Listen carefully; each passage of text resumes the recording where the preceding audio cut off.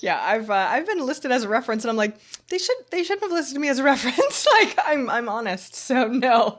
It's kind of funny how that, but I love that book, and that's a really valid point. We were talking earlier. And you were saying your sweet spot is deals. And we were talking about like how you were on the debate team before we actually started recording. And so tell me a little bit about what you do for deals and how you figure out what's a good deal for you to invest in. Because it sounds like that's such your sweet spot. And I feel like entrepreneurs aren't good at negotiation. There's just so many things we're not good at. So give us your wisdom. Definitely. I mean, I think there's two big pieces of the puzzle, and one of them is like a super deep rabbit hole that we can scratch the surface of. And the other one I think is really, really simple. One is like fundamentally, I'm obsessed with like how can I be more high leverage, right? And so that applies to deal making in this micro context, but applies to my entire life. But I'm obsessed with like how can I achieve more in the same amount of, with the same amount of time, resources, energy? Because the reality is like Bill Gates has the same amount of time as anybody else, but with his time, he's creating a lot more value. He's creating a lot more results. And you can say that about anybody who's ultra successful. So it's not a question of working harder. It just isn't. Nobody wants to hear that, and they want to just. And I think if you don't have any other resources, like time and grinding is a resource.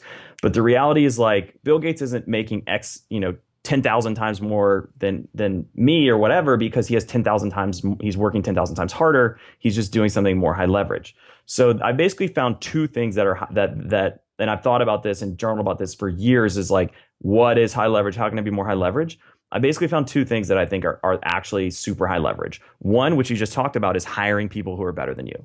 So we don't have to get into that one, and that doesn't apply to really making deals. The other one is mastering the ability to make better decisions. Ooh. Because understanding decision making cascades through every single thing in your life. If you fine tune and you hone your ability to make decisions to the point where you can understand a transaction, you can understand a negotiation, you can understand how people think and act.